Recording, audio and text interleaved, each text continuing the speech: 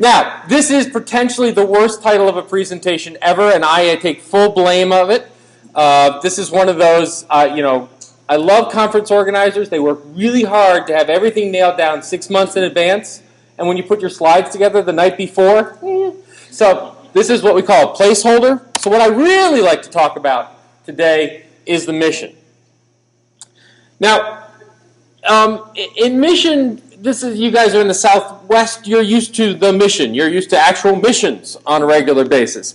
And it comes, there's a lot of interesting things that come with the phrase the mission. There is baggage that comes with the phrase the mission. Right? We know that missions and missionary work was not always so benign, for example, to indigenous cultures. I'm very familiar with... So not only does it not help, but it's going to hurt.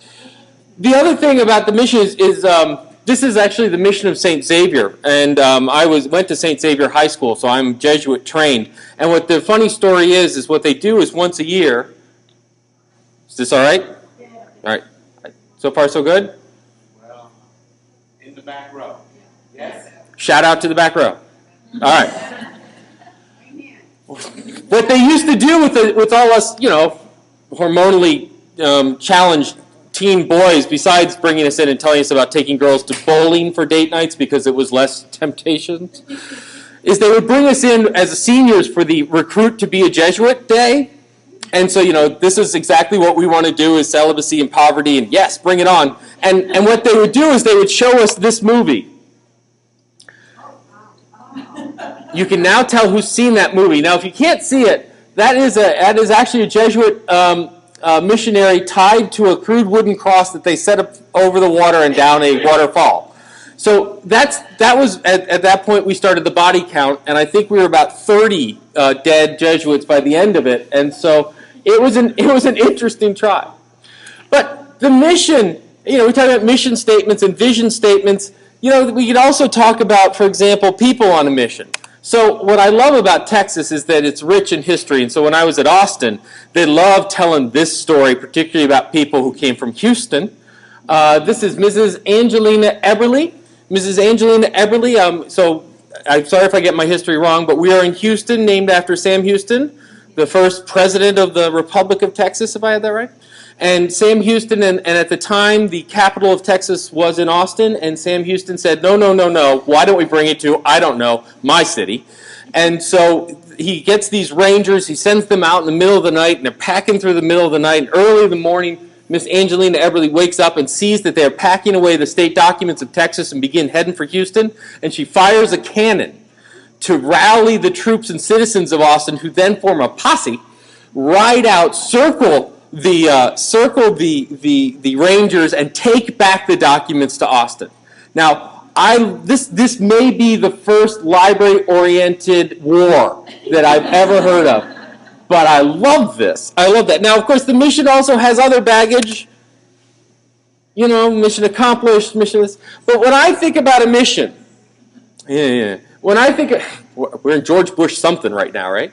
When I think about a mission, I actually think about this image, which is the iceberg image, right? About 1/3 of what you see is on the surface, right? In all of these cases, from a woman firing a cannon early to a morning, to a man who takes us into war, to Jesuits who give up their life to spread words, what we're looking at is people, rightly or wrongly, that have convictions of what they do. They believe that they are in the right. They believe that what they do for a larger goal. And a mission is a very vital and important thing. It's very vital and important from previous examples to get it right, but it's vital to have. And it's something that we must often talk about and work within our communities. And I think right now, librarianship, academic librarianship, school librarianship, public librarianship, special librarianship, librarians need a coherent mission statement that we can all believe in, that we can all rally behind. Now, I'll warn you, every so often I will become emotional today, but I want to start with this idea that what is the mission that we are on? What is that larger purpose and larger goal that we as a profession bring to the world? What is it, the impact that we want to have? Why is it that today, in 2009, at this place, at this time, society is better off that we are here, that we are librarians? Because if we can't answer that question, we have big problems.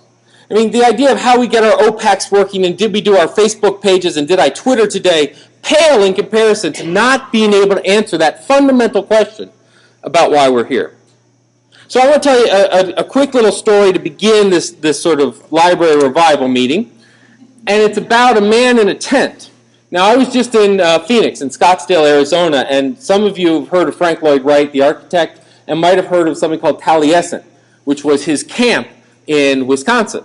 Turns out there's a Taliesin West, you probably already knew this, I'm slow, where he built in Phoenix, and what he did was, during the Depression, when not a lot of commissions were coming in, he founded a library school, which functions to this day.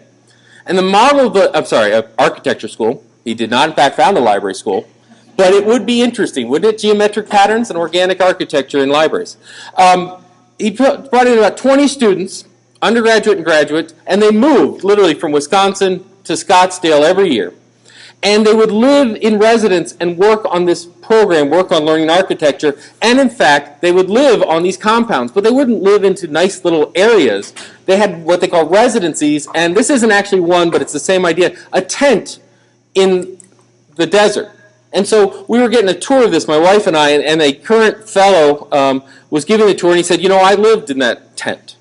He said, and I lived in that tent, and the first night I was in that tent was New Year's Eve. And everyone likes to think of the desert as a warm, hot place. But in, January, December, it's rainy, it's cold, it's windy. He says, around 2 in the morning, I woke up soaked to the bone and freezing. I hadn't tied down the tent properly, water was getting in. He says, but the next morning when I woke up, what I then understood at an instinctual level was, I need to make this place more pleasant to live, I need to make it more functional, I need to make it more beautiful, and as he said, that's not a bad lesson to learn as someone who's going to design architecture. We need to then look at what is it that drives us? What is it that we want to make the world? And so really, I use the word mission, but one could think of it as a social compact, some agreement that we make with our communities. Be those communities scholars and students, be those communities geographically bound, be them K-12 schools, what have you. What is it that we are going to agree to do? And so this is, in fact, an early library charter, which was the whole idea, right? This is of the State Library of Colorado. What is it that you're going to do? What is it that you're responsible for? Now, the first thing, if we're going to relook and rethink about this mission, is we must understand that this is a document that we don't get to sole author. In fact, if, as librarians, we sole author our compact, it is not a compact. It is a proposal. We need to come to an agreement with our schools and our institutions and our students. And I think all too often we look at marketing and sales job as somehow a substitution for a conversation. Well, we're going to find out what we're good at, and we're going to convince them that that's what we're good at and they should come use us. Or, often phrased as, why don't they know that we're good at that and come use us? Well, have we talked about, do they even care? So one of the ideas was, we'll be at Facebook because that's where all the students are. Favorite new phrase for me? Creepy treehouse.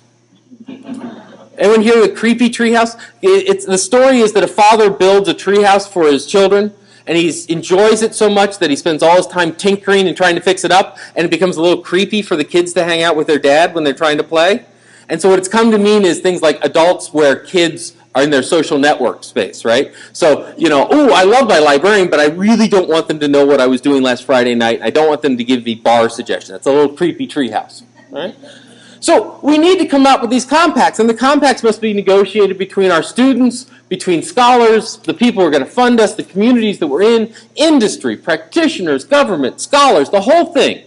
We need to come together and say, what is it that is our contribution to this community? What is it that you need from us? Now, the other thing about a social compact is over time, that social compact will change.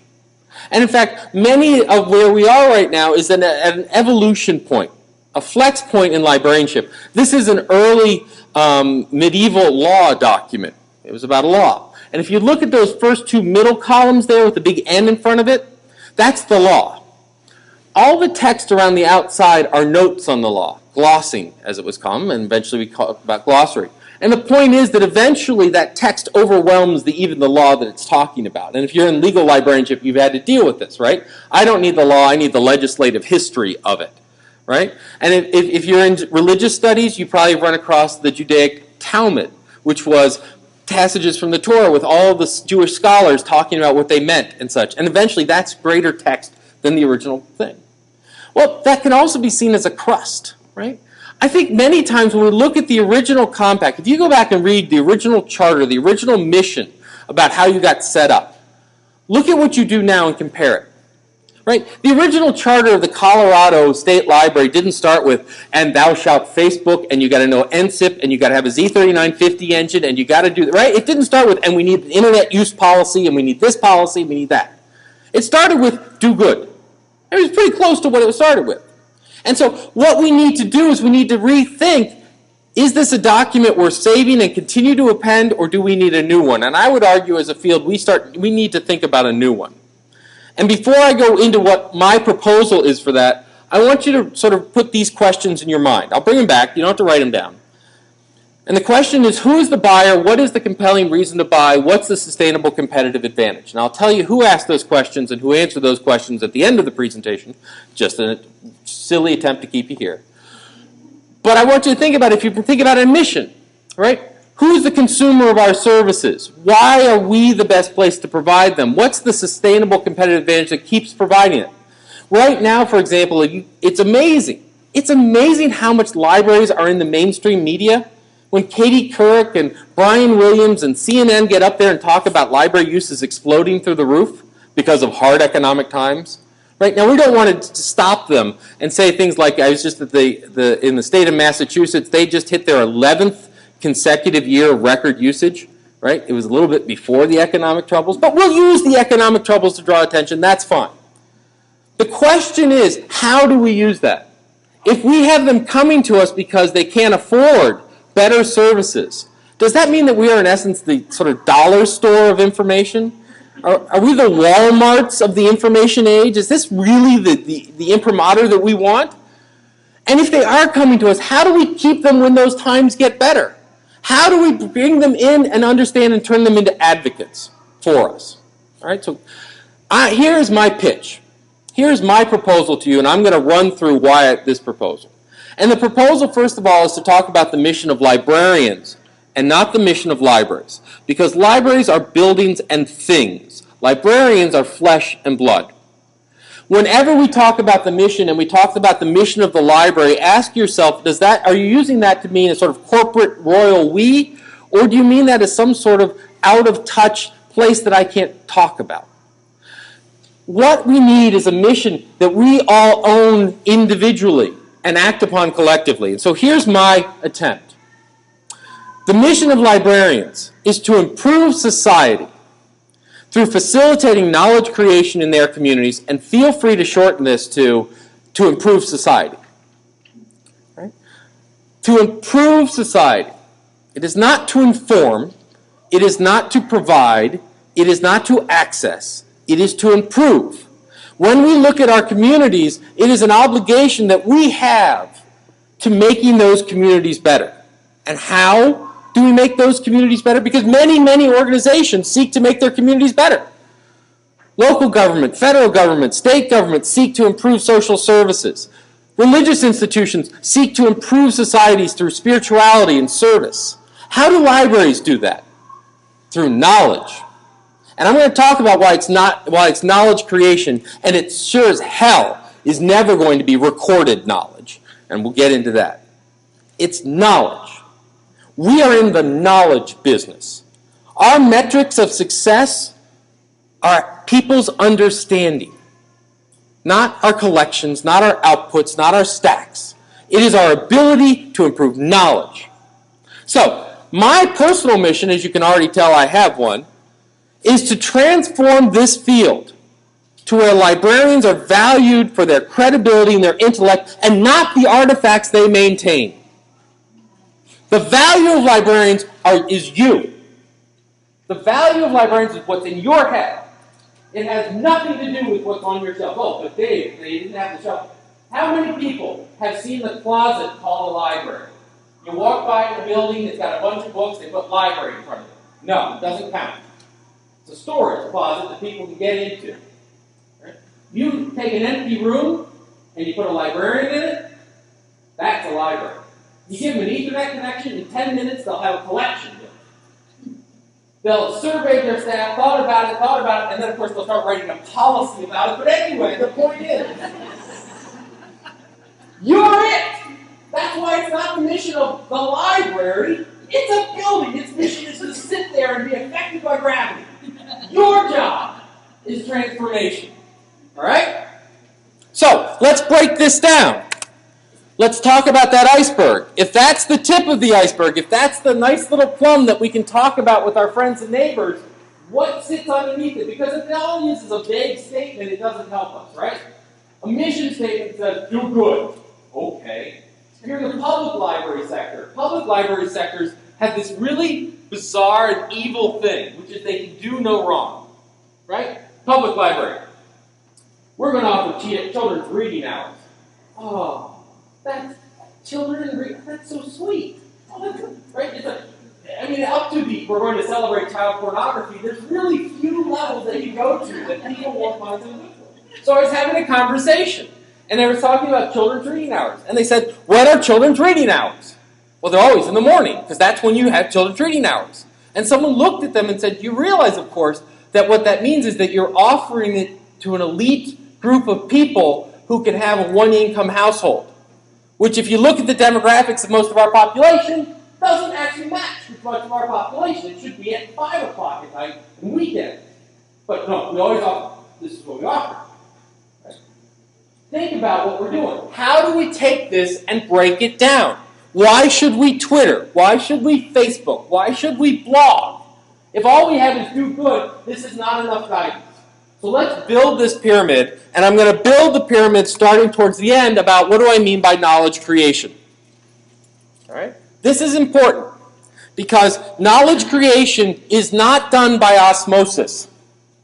If you bring a freshman to the books, will they learn? No. I mean, well, let's see, I got a cell phone. Oh, it's going to be sunny. Right? We haven't invented that interface yet. So we need to be thinking about an active process of knowledge creation. We need to look at learning theory, because everything that a library does is about learning. Not some things, not the instructional librarian's job, not the going into the class job. Everything we do is about learning. When you catalog a book, you worry about how someone's going to access it in a learning environment. When you provide reference, you're answering a specific question. If you're even telling them where the bathroom is, you're providing a helpful atmosphere which they can learn. Because no one can learn when they're doing this. Right? You never thought, telling where the bathroom was a learning endeavor. But it is. And trust me, you have a highly motivated learner on your hands at that point. So we're going to start with Bob. Here's Bob. I've named him after Bob Taylor, who just passed away, and it was a brilliant mind in our field. But Bob has a question. Bob has a question as signified by that lovely hole in Bob's head. Now, where did that question come from? Well, that question came from two sources. It came, first of all, from what Bob already knew. That's the little dot sitting up there. His world experience, how he could even ask the question. And it comes from some form of motivation to act upon that gap. Right? I don't know something, I got to act. Why do they have to act? Well, maybe they're intrinsically motivated. They really want to know something. But more often than not, in academic environments, we face a lot of folks who are extrinsically motivated. Meaning, I want you to know this, whether you like it or not. Right? How many reference librarians, since this is the academic group, how many of you have the torture the freshman assignment? Right? They show up the night before it's due. They ask you the question, you know the answer, but you never let them know that you know the answer. Right? I have to write a paper. Right? You have all the citations that you need. I have to write a paper. Oh, really? Wow, what's it due? Tomorrow. Oh! What's it all on? I don't know, something. Could you be a little more specific? Yeah, I got to do it on medieval history. Oh, really? I mean, the 12-volume set of medieval history essays for freshmen sitting on. So you walk up there and find again, well, look what I found, right? But that's because we're teaching them to learn. We're walking them through that process. They got to work hard for knowledge. So, we have someone who shows up. How many people? I've seen you guys do it. When you get that person who shows up at the desk because they want to be there, it's like you talk about the glow, you talk about the zoom. These are people that you will run out of the... Right? This is the aggressive reference librarian, the one that after answering the question runs them out the door trying to give them more resources. Right? That's the one we want to say. It's sort of reference stalking. I've heard in lots of Facebook, people talk about how they get around Facebook usage requirements because they keep getting thrown off because they're spamming people. And they go, but we were able to get around and talk to our students. Meanwhile, the students are going, why am I being spammed by the library? Why are they getting spammed? So what's going to happen with Bob? Well, what Bob's going to do is, over time, he's going to explore a domain of knowledge, sort of figure out what he needs, and in that process, he's going to change his worldview. And so how is he going to do that? Well, Bob is going to engage in a series of conversations. This comes out of Gordon Pask's conversation theory, but it fits into lots of other types of dialectic learning theories, and if you want to go there, we can go there. And so those conversations may be with librarians, maybe with friends, maybe with colleagues, but a large proportion of those dialogues, those conversations are going to be with himself. Right? Now, this may sound weird, and this is an obvious place for a joke about people who talk to themselves, but we know from learning instruction critical thinking, apperception if you're in the creative world, the idea of reflexive thinking. These are conversations where when someone's reading a book, who are they having a conversation with? Not the author, not the book. They're having a conversation with themselves and their interpretation and understanding. When you just sat there and said, what the hell is he talking about? Who were you talking to? Right? When you woke up this morning and said, do I like this tie or that tie? Who were you talking to? You're talking with yourself. You're having conversations. Right? And what's going to happen is in the process of having these conversations, we're going to seek a series of agreements. Now, agreements can be facts. 2 plus 2 is 4. They can be opinions. It's really cool in Houston. It's not cool in Houston, whatever it is. But what these things are, the beliefs that are going to impact Bob's actions. And we also know that those agreements have a couple of pieces and parts to them. For example, agreements, you might have some relation to an artifact, meaning I read it in XYZ book, right? We try to put lots of citations next to things. We also know it probably has some relation to the conversant, the person you were talking with. But from lots of cognitive studies, we know that that connection to the artifact, that connection to the conversant, will eventually disappear and will be left with the agreement. It's called source amnesia. It's why when you sit there and you know something, you go, oh, who told me that? That's source amnesia. Our brains are set for the agreement, not for the way we reached the agreement. Okay? But this has a really important implication. If you look at an artifact, so this is the page from the Gutenberg Bible, and someone looks at this artifact, some people are going to look at this and they're going to see the origin of printing. Right? It's a Gutenberg Bible. When I talk about the story of the origin of printing, I use the Gutenberg Bible. Some people are going to look at this as an artifact to be preserved. This is valuable. We have to preserve it, etc. Some people are going to look at this as religious truth. This is the Word of God. And by the way, some people are going to have all of these or parts of these. My point is that the job of the librarian is that ring around the artifact, not the artifact itself.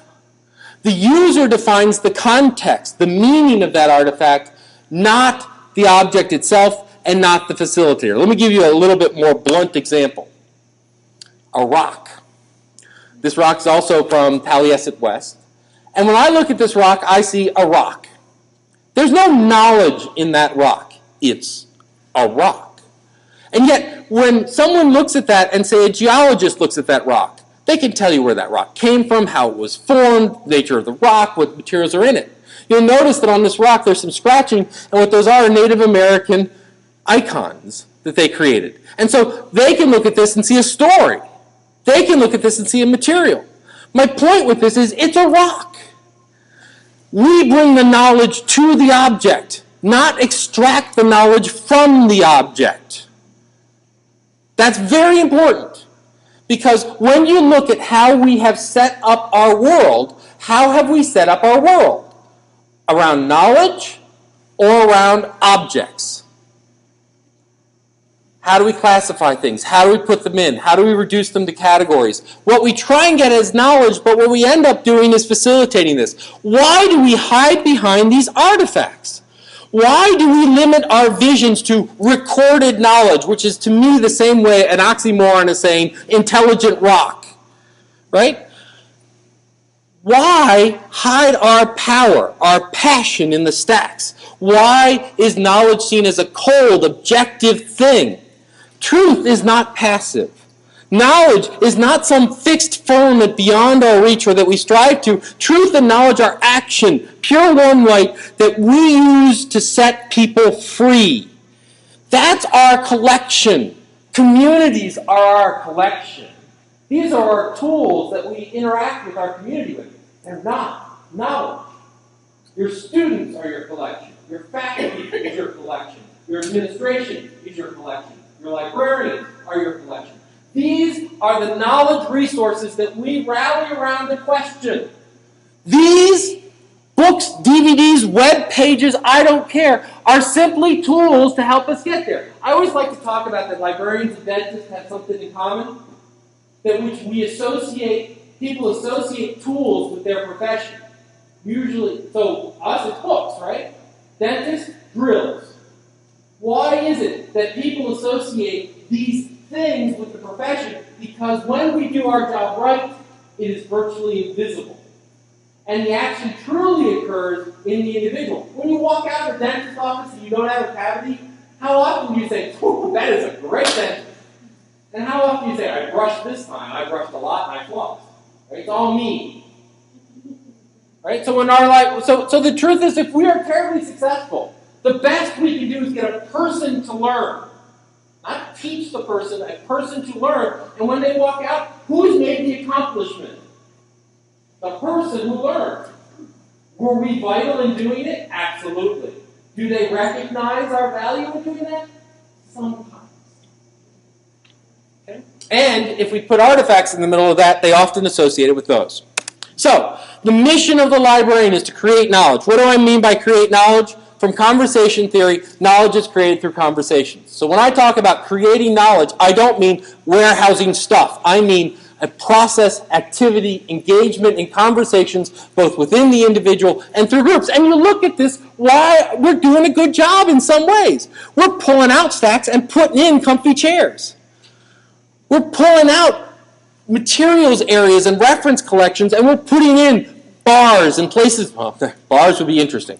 We're putting in coffee bars, though I think there is a next logical step to Jack Daniels. I think this is the idea that we're seeing this, but why are we doing it? Are we doing it because, someone else had a coffee bar, let's put it in, or are we doing it because we go, we're creating a comfortable environment where people can converse, and that's how they learn, right? We need to follow through on this. So what do I mean by facilitate? Well, there are a couple of means of facilitating knowledge, facilitating conversation. The first is access. Now, the first is access. I'll just let you know there are 3 more coming. 90% of your graduate education in library science was around this. 90% of your worry, and if you look at your budget distribution in cataloging and shelving and materials and resource, is around this. If you look at the principles of the field, it's around this. But we talked about learning by osmosis. That's what access is. I bring my 6-year-old son, I throw them into the stacks, and I'm going to be back in 3 days and he'll be able to read. It doesn't work that way. Access is vital and important. Meaning, if there is a conversation that's documented in a book, I need to get to that book. Yes. If that conversation is happening online, I need a computer to get at that conversation. Yes. If I need access to a tutor, I need time. Yes. So access is a necessary but insufficient condition for learning. What else? Knowledge. So here's an example. I come in and I say, I need to know what the particle physicists are talking about in terms of fusion. Right? Because that doesn't happen in journals anymore. Physicists, by the time it hits a journal, that's an archive. What happens, it's happening in online conversations. Access, I can get you to those listservs. Knowledge, you might want to know something about particle physics before you start reading the message. Right? Oh, they're talking about it in German. Do you know German? Right? Oh, it's on a computer. Do you know what a computer is? All right? This is the nest, and we've seen this. Once again, we see pushes towards instructional librarianship. But this, right? We're seeing it, but to understand that these are tied in together. How many people have been on that committee? That committee that was founded sometime in the early 1600s, right?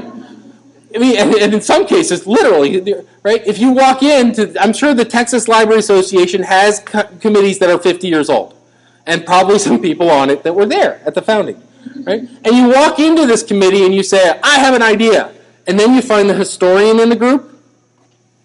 What you need to realize, we tried blogging in 1932, and it didn't go so well. Blogging, really, it was, slate tablets and chalk on the front of the building, but, it rained and it all washed out. So blogging's not going to work, right? Knowing the history of what's been discussed before helps you move the conversation ahead. I'm on university committees, and I'm on this one university committee that meets every year and has the same conversation every year, right? Okay, we have to give out fellowships. Great. Should we do it by department? Oh, is that fair? Is that just? 10 minutes. All right, time to suggest that we do it by departments. Great, fair, just. Time to do it by departments. Great, fair, just. Time to get the scoring system. Great. I know how this meeting goes. I should just show up to the last 10 minutes and go, I agree, right? That's a knowledge issue. That history helps you understand things. Environment. An environment that people see as a safe environment. Now, what do I mean by safe? Safety can mean lots of different things. In a public sector, safety might mean physical safety. In an academic, it might be about intellectual safety, the ability to go and explore topics that may not be popular otherwise. Safety might be a social definition. I had someone who created, there was a building in Manhattan. The third floor was the library with a social area. The fourth floor was the library school with a social area, and everyone in the entire building migrated to the fourth floor. Why? Well, the theory of the dean, this is Pratt and Tula, was she put computers in the room. Oh, so they all come to use computers? No.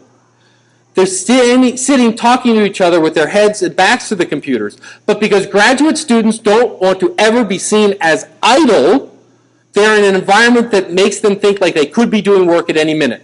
Right? So if a professor walks by, all they have to do is go, oh man, this is a tough report. So what were you doing last Thursday night? Oh my God, I have to do this variable. So anyway, right? This idea of safety. And what's the next one? Motivation.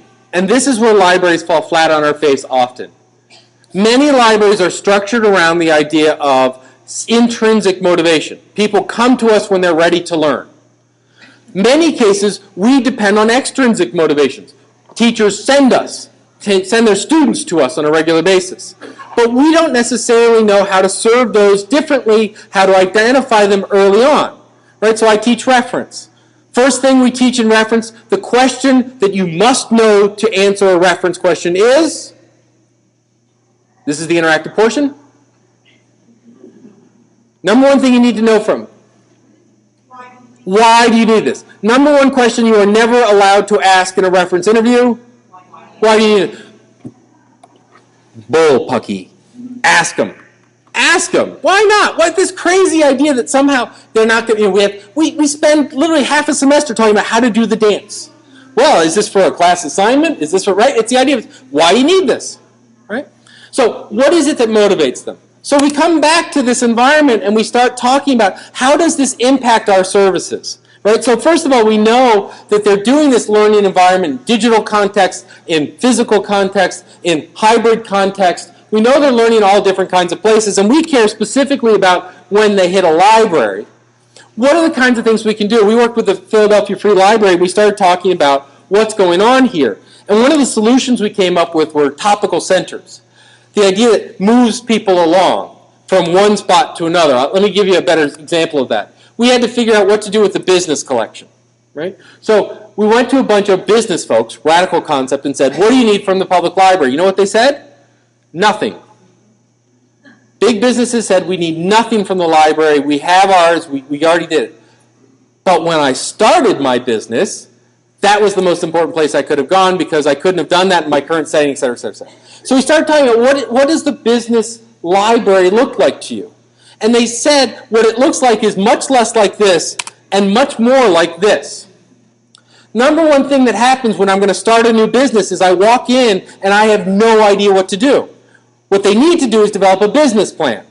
They don't even know what a business plan is, much less how to put one together. And if you hand them a book on this is your business plan, they won't know what to do with it.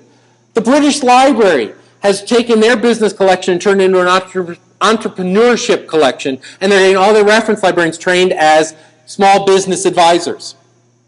And the idea is we set up a curriculum that walks people from I want to start a new business to a business plan to the economics of it to the legal implications, and we put them on field trips where we take them out of the library to visit successful businesses. And in the library, we give them space to work on it because single parents need daycare in order to have the time to work on it.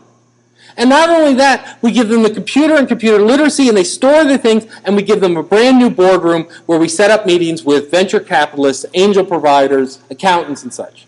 It looks more like this than that because it's about conversations and learning and not about the stuff. Right? When you go to Kinko's, you don't go to hang out. No one says, "Oh, it's Friday night, Kinko's," right? We go to hang out. Right? But why do we think that a library somehow, well, we got the stuff here, they'll come to us. They don't know what to do with the stuff. We went to the music folks. And we went to people and we talked in world and classical music and said, what do you need out of a music library? And what they said was, first of all, popular music's handled, they're in clubs, they're online, they're never coming here. World music and classical music is dead. There are no publishers, there's no way to make a living, and we want to perform our stuff. So what we want out of a library, a music library, is 2 grand pianos on a stage. We need performance space. We need to stop humming the sheet music to see if it's what we want and start playing it. We need to work in bands. We need to collaborate. We need to collaborate with our instruments. And by the way, you're welcome to record it, and I'll give you the sheet music, and you can build the collection as part of it. Right?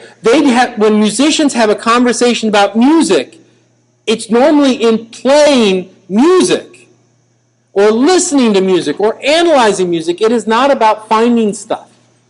So when we look at the mission statement again, that next part of our pyramid is looking at how do we do it? We provide access to conversations, knowledge to participate in those conversations, a safe environment in which you feel willing to participate in those conversations, and understand the motivation of why you would want to be part of those conversations. So what does it mean to facilitate this in communities? Well, we've talked about some of these things like these topical centers, music centers, business centers, active places. We talk about co-locating information commons and academic space where we talk about computers, or the computer support and the library support, putting them right next to each other. When what we should also think about is picking library support and putting it right next to physics support and tutoring services and learning services, and actually being out in the departments more than worrying about putting space in the local area. What other things? Well, let's look at the tools that we provide people as they create their knowledge. Right? So I'm exploring this domain, I'm having conversations with others and individuals, and what's the primary tool that the library is going to provide me? The catalog. Because the catalog is all about conversations. The catalog is all about interrelated ideas. The catalog is an inventory system. The catalog is built for you. And you go, oh, we've worked really hard to make it user-friendly. No. The fundamental concept of a catalog is as an inventory system, which is what you care about and should and is important for you to care about. An inventory system is when you go into a store and ask if they have that shoe in size 10. It's the one they leave you to go behind a desk and won't let you see the computer screen as they find out. And what do? I don't know. Do we? This is insane. Right? And so look at it for a minute. I look up Harry Potter and the Sorcerer's Stone. This is what WorldCat has on it. You can read it at your leisure. That is the entire screen contents. This is what the Onondaga County Public Library has on it. I know it's really, really, really tiny, but you see that sort of yellow band? Can anyone guess what that yellow band is in a catalog? Holdings. Where it is. Not do I need it, do I care about it, do I like it, but you can find it on the 3rd floor, right? National Library of Australia, Library of Congress. Now, how many people have been on the web redesign committee that always starts with the charge, our website sucks, fix it? Quickly turns into we need to use a different shade of blue. Then we need a single search box on the front page like Google, even though we have no relational data to work with like Google does. And then it's Amazon, because Amazon's clearly about stuff. We're about stuff. Mind you, Amazon also sells yard rakes. But anyway, simpler, easier. No one ever scrolls to the second page. Amazon. Amazon. What's there? Oh, it's all ads. Nope. That itty-bitty blue line at the top is their main navigation bar. That light blue is their sales information, title, publisher, cost. Next one, some sales recommendation. Then quality reviews, New York Times book review, book reports, etc. Bibliographic data, ISBN number. And notice if you had that orange and light blue, you're not far off. So what else is there? How about recommendations based on what you already purchased? Or conversations, open reviews, conversations, pathfinders. Pathfinders! If this were an academic book, it would have citation data right there. Not, oh, let's go to World of Science, which we spend $750,000 for, or, oh, let's go to Google Scholar, right there. What else? Discussion tools, blogs. And then finally some marketing info at the bottom. Now what's amazing about this is I love to say, look at this and use this as a model, but this actually represents that Amazon made the same fundamental mistake with books and archives that libraries did. And what I say is pick a book, any book. If it's a series, it's even more obvious. Go through the open reviews. You know what they're talking about? It's not the book. In this one, if you go into Harry Potter, it's like, oh, I can't believe what you did in book 1 because I didn't know it was useful until book 6. Are they talking about book 1? Or are they talking about book 6? Or are they talking about the series? But because Amazon made the same fundamental assumption that world could be captured in an artifact and that the knowledge was somehow resident in the artifact, they cram everything in the artifact. How many people have had the tags and annotation conversation and had someone stand up and go, you may not mess with a MARC record? Right? It's like this religious fervor of, we will not put that corrupt, evil data in a MARC record. You know what the proper response to that is? You are absolutely right. By the way, the MARC record is virtually useless anyway because the truth is, it's the relationship of that book to another book that matters. Don't believe me? Let's do a test. I'm going to give you a word. Think about, remember the definition of the word. Ready? Formula. Formula. Okay, how many people thought chemical combination? How many people thought mathematical expression? How many people thought, would I give a baby to keep it from starving to death? Now, why did you laugh? Because they all work, right? That's what a joke is. A joke is an unexpected consequence where your brain is set up to look for relationships. It goes, formula, this, okay. What I gave you were 2 academic examples and 1 very non-academic example. Your brain was expecting another academic example, but you heard something different. But it made sense. That's what's funny. As opposed to when my 6-year-old tells jokes. Why did Chicky cross the road? Pokemon. Right? That's not funny.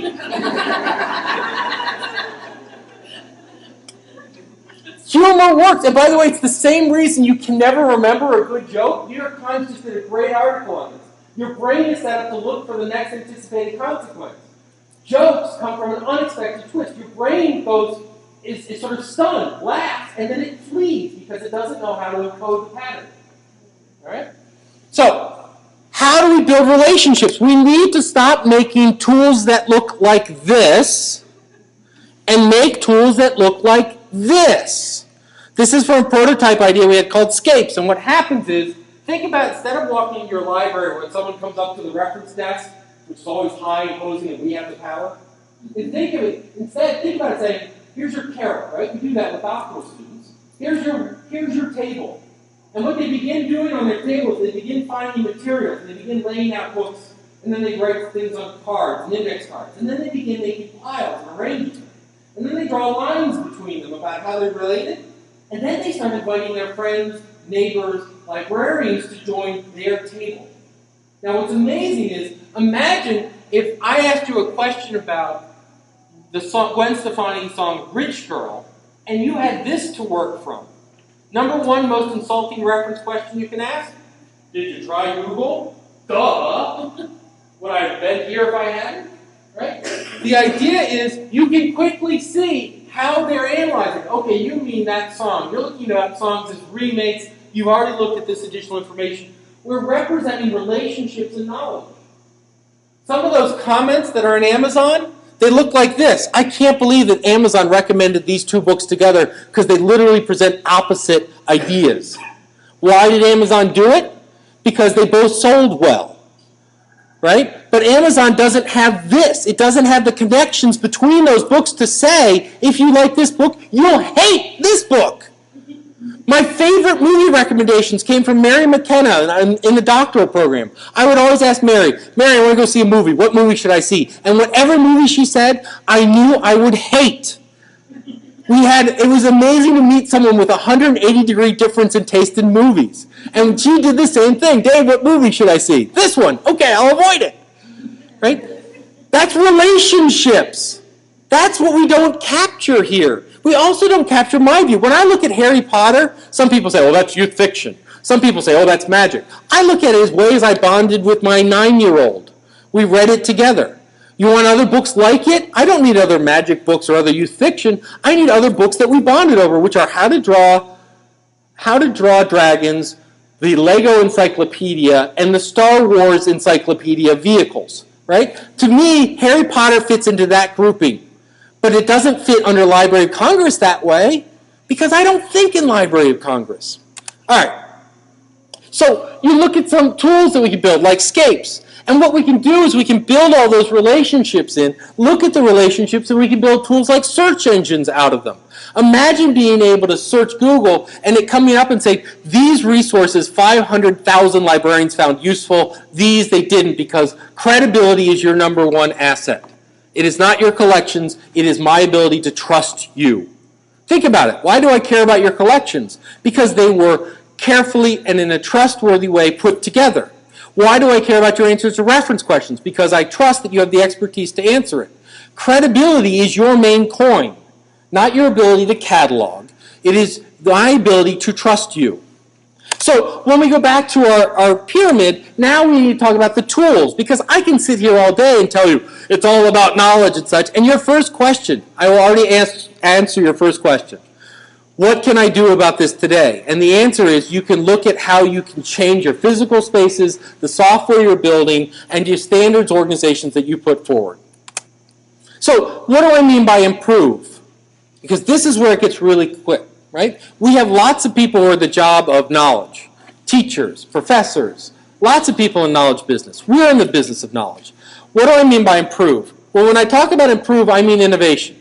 And when I bring up the word innovation, these are the kinds of images that probably pop up into your mind, right? These are innovators, right? If you're a classicist and you don't go for the whole Mac fanboy thing, Newton, right?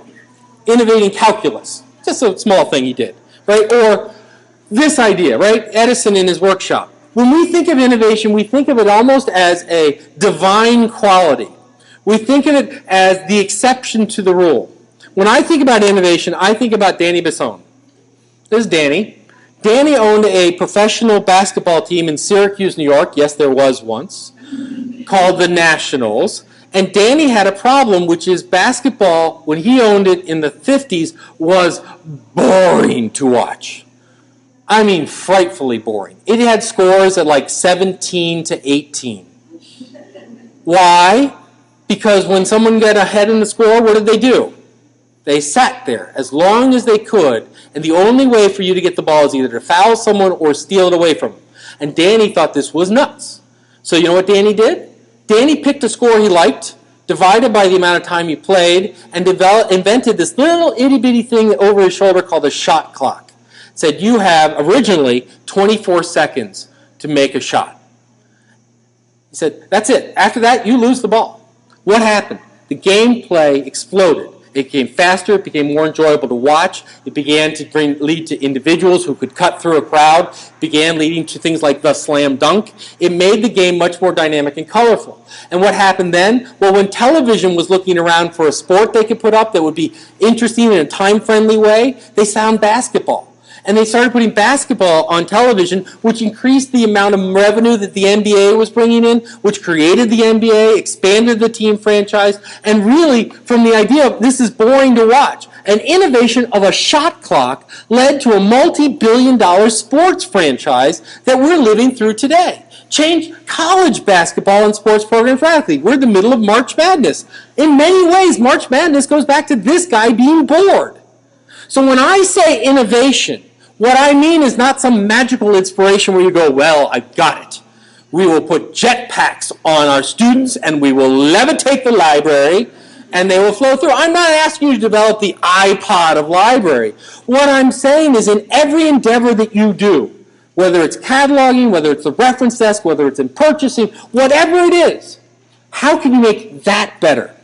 Because if everyone in your organization is dedicated to innovating in their small area, you build a culture of innovation. And those innovations magnify and leverage together. Your job as a librarian, as a professional, is innovation. All too often, the field has become too much about being a clerk and an implementation of policy and rules. All too often, libraries look at new circumstances and their first reaction is to standardize it and develop policy for it. We want a letter of the law that gives us a recipe of how to deal with the situation. When what defines the difference between a professional and a clerk is ambiguity. A professional is one that thrives in an environment of ambiguity, that seeks to solve problems, not to regiment procedures. Your job is innovation. We are not done yet. Right? This is what drives me crazy. We're not done yet. Librarianship is not finished. And if it's not finished, and if it's current, and it's addressing today's problem, it changes. And either we can be changed, or we can change in a proactive way. Innovation is your job. Because learning is change. Think about this for a minute. When you engage in a learning endeavor, you are changing someone's world view. You may change it that much, you may change their whole life, but it's change. When you learn, you change how you view the world. To be in a learning endeavor, to be in a learning exercise means to change. And innovation is positive change. We see this now with university accreditation, right? When people go to accredit our universities, what do they want to know? Our outputs? No. They want to know our outcomes. They want to know, how did you change the world? And libraries are reeling from this, right? How can I, as a librarian, tell you the difference that sophomore had on their biology test? Well, the answer is, if you never talk to them and you assume that they serve themselves, you can't. But if you have a conversation with the instructor and a relationship with the student, you damn well can. And you can collect the stories. So we're in the change business. Think about this. Public library, school library, academic, I don't care what library. As librarians, we're in the change business. We're not in the thing business, the stuff business, the garbage. Change. If I can use a book to change your attitude for the better, I'll use a book. If I can use a DVD, I'll use a DVD. If I use a web page, if I use my voice, if I use my time, if I use my consideration, I am going to do it. That we must change from our core principles, not change for change's sake. All too often, we have become so focused on technology as change that we have missed that there are much more fundamental ways in which we change. Think about this for a moment. Is your job to worry about what Google's doing, or is your job to make sure that the United States of America has a functioning democracy? Oh, please. I'm just a librarian. Excuse me? You're just a librarian? You're just the people who stood up against Patriot Act? Oh, you're just the group that worries about free speech. Oh, I forgot. We can dismiss you because you people don't look at fundamentally changing society through openness and transparency. Oh, all you're doing is providing the memory for society. You're right. Google's latest gadget is much more important than democracy. That's the world we're in. We're a noble profession. A noble profession. We're not clerks. We're not implementers of other people's innovations. We are the innovators. We must apply this to ourselves. How can a conservative, risk-averse, passive institution produce revolutionary change? How can we expect our students to go out and change and run the world when the libraries that they depend on won't even look past tomorrow?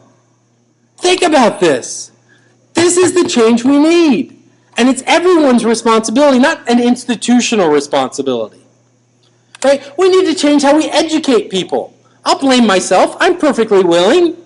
We need to recognize that in LIS education, they've shifted innovation from concentrated in the academy. You used to go to library school to learn the latest and best. Now the best we can do in library school is to point to the greatest and best. We need to model co-learning in the classroom. We need to, when an LIS student comes in, to say, by the way, I know 50% of what you're going to learn this semester, and the other 50 we're going to learn together. There's a compact to have.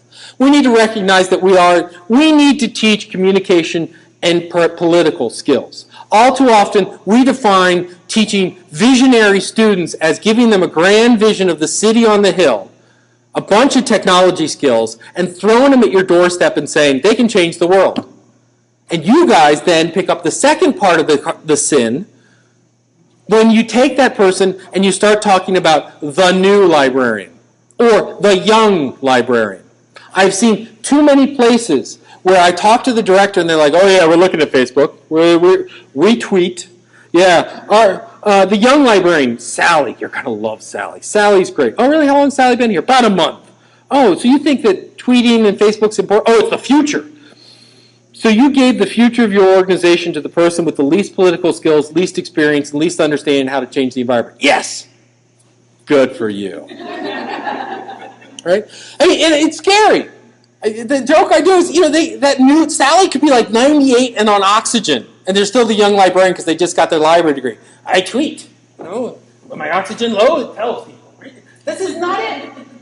What you need is to hire the new librarian, please. And you need to bring them into the culture where everyone's job is to make sure that their new ideas get distributed throughout the organization.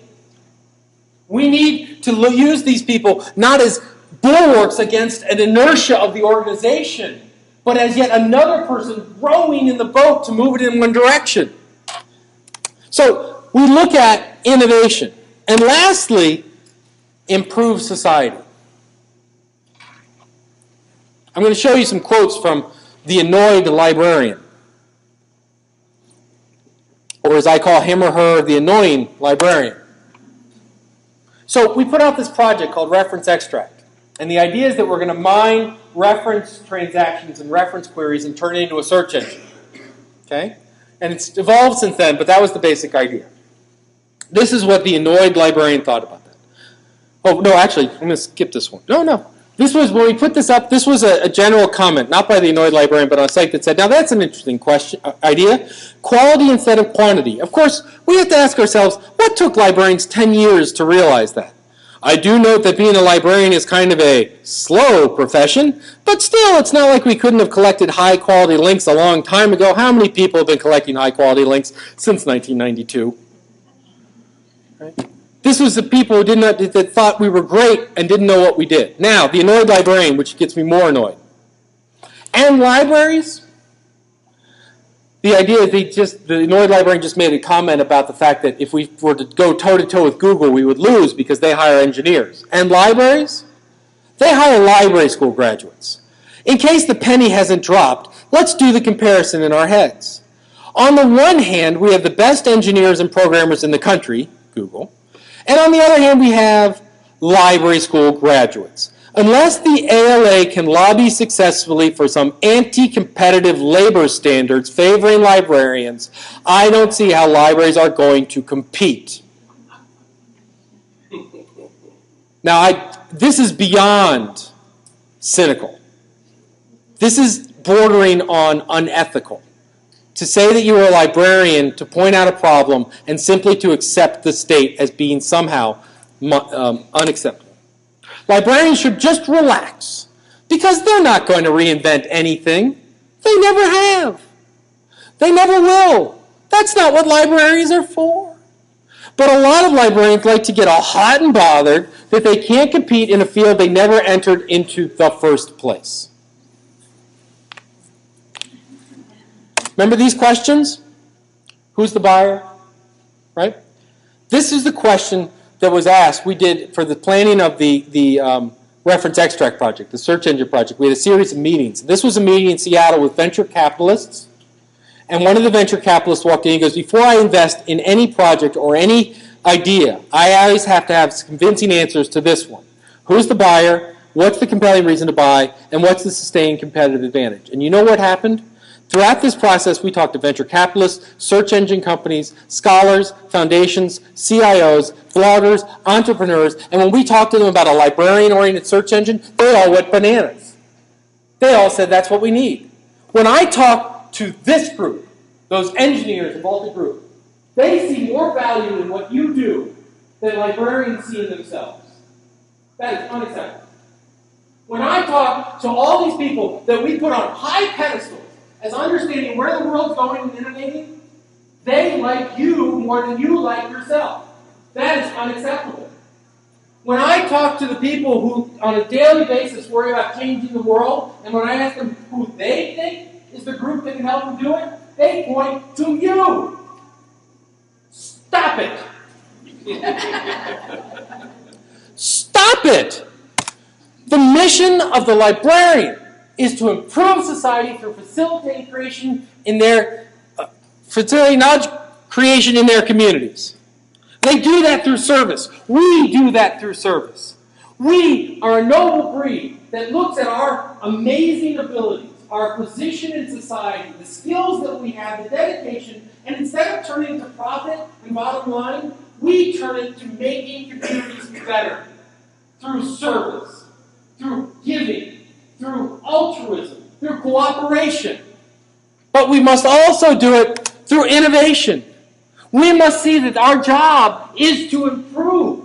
We cannot look at the world and simply accept it as it is. We cannot look at our own practices and simply accept it. We must constantly ask and change what we do, to adapt, to be new, to change and be ready. Because ultimately, we must lead this society to better days. We must lead our communities to greater cause. We must lead our academies to greater inventions, greater economic opportunities, greater interpersonal activities. We cannot wait for others to do it. We cannot wait for the policies on how to do it. This, then, is what we are. Stripped bare of our policies, stripped naked of our tools, we stand and remain noble warriors in a constant battle between light of knowledge and darkness of ignorance. No building, however grand, can compare to the form of a librarian on a mission. This is not a job. This is not a skill. It's a vocation. It's a vocation of the highest order. Twitter, blogs, all these things. Noise. Books, materials, collection money. Noise. We are voices. And as an individual, when I shout out about the value and power of librarians, I am easily ignored, lost in the cacophony of the profession. But if you join, and we have two voices, we're louder. And if we can get 3 and 4 voices together, we're moving.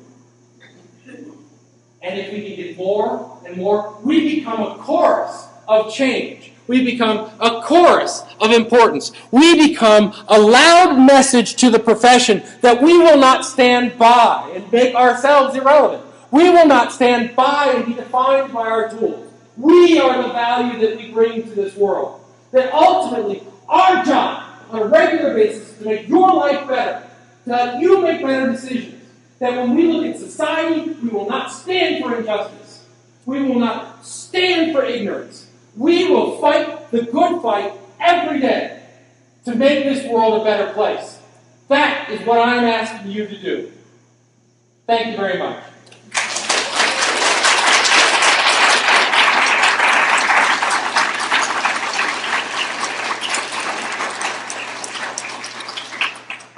I think that Dave would like to take questions from the audience, and if you would please come up to the mic. This one seems to be working. If we can all hear your questions, I'm sure he'll be happy to answer your questions. Stunned silence. That's always a good one to end up on, right? Hi, I'm Christy Floyd. I actually went to the School of Information at Syracuse, so I thought everybody needs to get a library degree at some point. But one thing I wanted to say, I did a fortune cookie last night, and it said, you are more influential than you think. And I thought that was very apropos for a librarian, but I wanted to say that what I've noticed for my own librarians, I think that we underestimate innovation in small changes. And that's one thing I really wanted to say. Just the little changes I've made in children's programming or anything to do with programming has really made a big difference in our library. I just wanted to remind people about that. Absolutely. Absolutely. You know, we had a, I sometimes talk about the story, and the story is what librarians hold as why they do what they do. It's usually after a bad committee meeting. So, I'm sorry, this is a tragic phrase, but it so sums up those kind of meetings you're in where you get that itch in the back of your throat that only a revolver will scratch. These are the stories we bring out. And the stories can be everything from a child who found the greatest book and just couldn't stop talking about it and came back again and again, to I have stories of domestic violence where the librarian helped a woman find a battered shelter and got out of a bad relationship. Right? That's changing the world. When I call for changing the world, it can be a one-on-one activity, and it can be a small activity. But the point is that why do you do something that you don't want to change the world with? I mean, you're going to do it anyway. Let's push it in the positive side. So small changes make a huge effect and amplify together. Great point.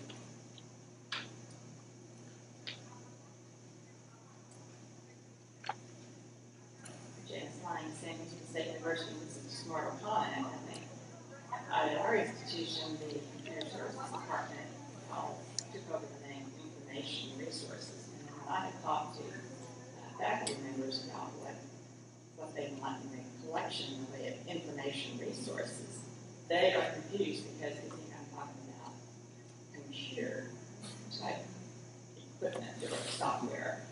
And I'm just trying to get a handle on different formats of what types of things they want. And I really like the idea of focus on knowledge.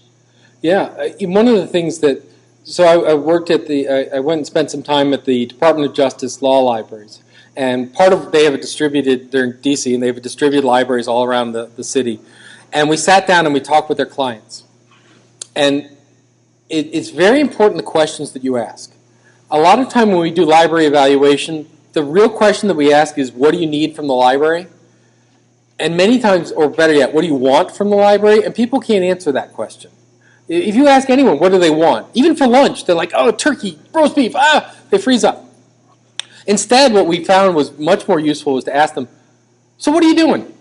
What are you talking about? What are you working on? And what they begin to do is you map the conversations that are going on in different settings. So for example, we worked in a small liberal arts college, and the number one academic conversation was on the core. They were revising the liberal arts core. And so, all right, so what's that conversation look like? And they could map it. They could map who's talking to whom. They could map what the process was, what the feedback session is. I said, great. Now what's the library do? If this is the most important academic conversation going on, what's the library doing? And the answer was, nothing. We're going to wait to find out what the core is, then we're going to go buy those materials. And I said, well, you think as part of this process they're looking at how other people revise their core? Probably. Gee, that sounds a lot like a reference question. You know, or, oh, there's this group called LEAP, Liberal Arts Education, something or other. You know, it's a national endeavor looking at outcomes for liberal arts education. Do you talk with that? Do you create it? Sometimes libraries, I sort of give the analogy of we sit with a shovel in one hand and a catcher's mitt in the other. So when a scholar walks in, or frankly when any community member walks into a public library or a student walks into a project, when a member of a library walks in, and that's Joan Fry Williams' phrase, and I love it, not patron, user, member, they got cards. What we do is we take a question and what we begin doing is shoveling information at them. Oh, you're doing this? Fine, you got this article and this article, and you can look at this, and you can look at it, right? We shovel information at them. And then we sit back and we wait for some sort of synthesis product to end up at the end. So a researcher comes in and says, I'm going to be doing a study on Aboriginal, blah, blah, blah. Great, we got these books and these materials. Go for it. And when you publish the paper and give it away to a journal that we spend a huge amount of time buying back, we'll index it and catalog it and put it in our institutional repository. When what they need is someone that can be at every step of the research process, brainstorming the ideas. Are you going to get a grant for this? Do you need help in finding those grants or working with sponsored programs to help them find the grants? You got the grant? Do you want to build a website? Academics building websites, ugly thing.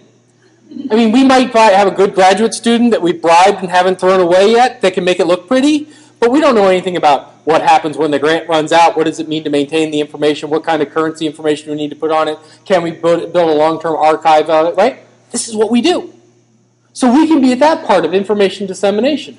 This institutional repository concept that was going to save all academic libraries is this presented as this sort of bit bucket that things are supposed to fall out of the organization. It needs to look much less like Dublin Core and much more like Web of Science or Public Library of Science. Because academics, when they come to something, they're used to asking questions about peer review, what's the quality of the journal. They ask different questions that a Dublin Core record doesn't answer.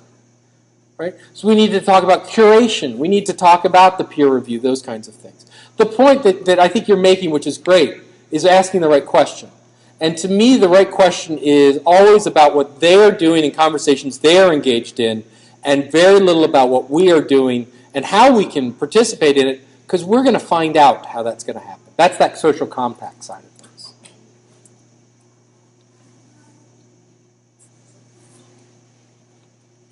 Richard Wayne, UT Southwestern Medical Library.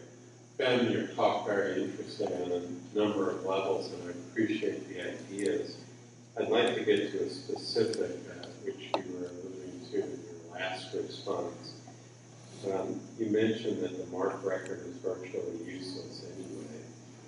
And in fact, if you look at the Library of Congress Bibliographic Working Group, they kind of say that without really saying that. So should we just give up the MARC record and go to XML or some of the new formats which will enable the relationships more easily? Okay, so information organization geek alert. There's a path that we can take, right? Path number one that you can see at places like Ann Arbor District Library, which is a public library, but what they did was they took their catalog and they kept it. They hid it. So what they did is they said, that's our MARC record server. And then they built, using open source software, but they built another layer which was the interface layer to the user. And what they did is if the user would look for a book or material, they could send that query over to the server. It would produce the result set that would be sent back to them as an XML document. They would then enrich it by going and getting information from book reviews, Google Scholar. They built their own services that would like replicate what an old card catalog thing card would look like. They would put tags in it. They would, in other words, what they were doing was they're saying the MARC record is fine for what it does, but it's limited. Keep it as a MARC record alone, but connect it in with all this other rich information, which is getting at part of this issue. That's a short-term solution for me. Actually, it's a real problematic because a lot of the vendor response to that was to disable the XML layer and build into your licenses that you're not allowed to do that. But then the longer term is to say, all right, we do need to describe at some point these document things, these artifacts.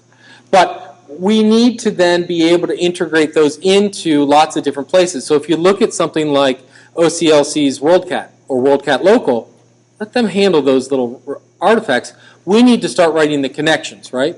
We need so that when we get a document in, a book, a journal article, what have you, instead of spending so much time with the front of the item, we need to spend a lot more time with the back of the item that has the citations and connections.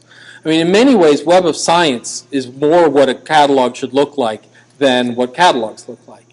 Now, in terms of how that technology breaks down into standards, a MARC record can be expressed in an XML document. That's not a big deal. RDF has a big promise to me in terms of how you express relationships.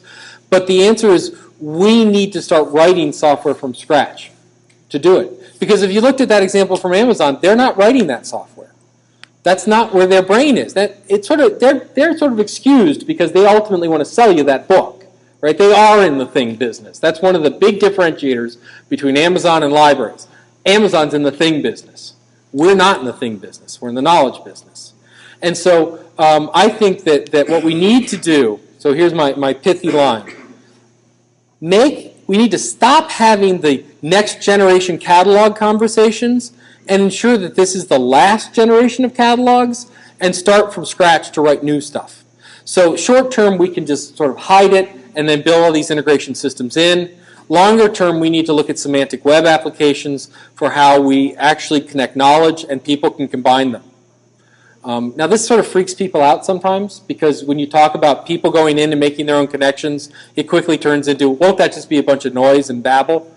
Aren't we talking about just making it look like the World Wide Web? No. Think about if I gave you the task of go into Grand Central Terminal. Everyone calls it Grand Central Station, but that's a post office. Grand Central Terminal in New York City at rush hour, and I want you to tell me every conversation that's going on in that room. What would you do? Now, the short answer is what you could do is you would stand up and say, everyone, stop.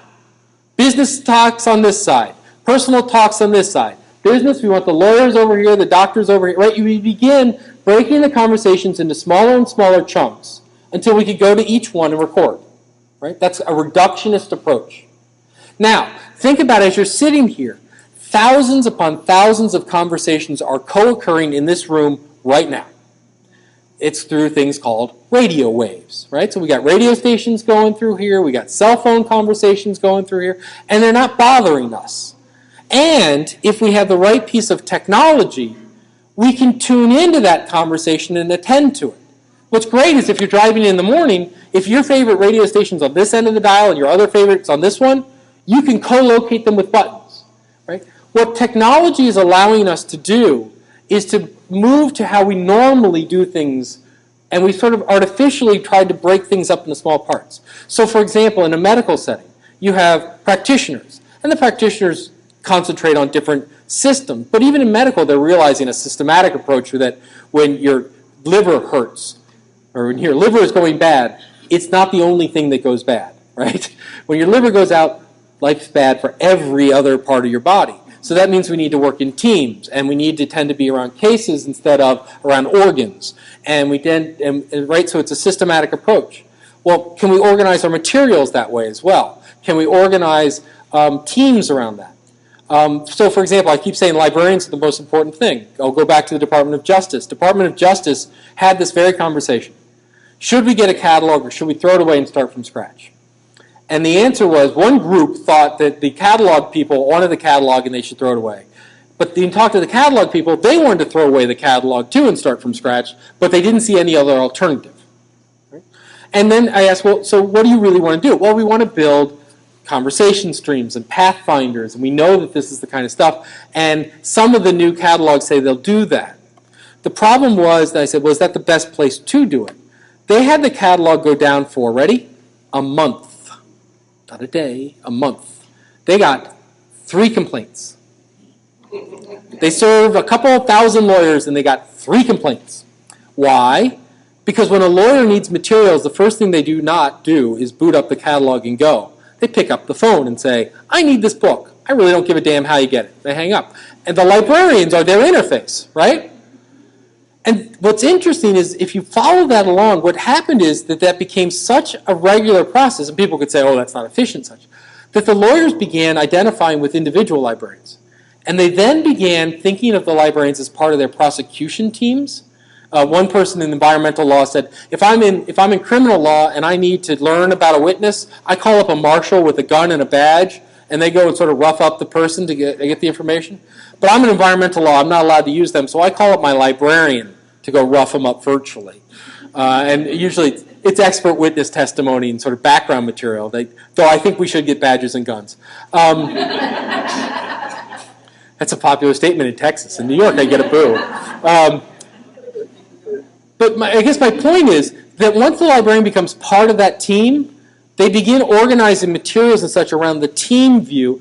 And so what the catalog becomes is more of a content management system that has a workflow, that has multiple users allowing you to make connections and how those connections fit in. Right? And it's not Wikipedia, by the way. Wikipedia isn't it either, because Wikipedia is not computationally intelligible. It means you can't use these tools to do a lot with Wikipedia. But so the short answer is the midterm, keep the catalog, hide it, build integration systems. Longer term, looking at how we can capture how people individually organize them, aggregate them together using semantic web technologies such as RDF and XML. Okay. Information organization geek alert over. Other questions, comments, throw mints at me? All right. Then one last word before you go. If you are a back rower, and I don't mean that physically, but I mean that if you're one of those folks who sat there and said everything I said was crap, or that you didn't like it, or you didn't agree, or that's easy for you to say comments, which is fine, don't keep them to yourself. I want to know about them. I learn from when I'm wrong, not from when I'm right.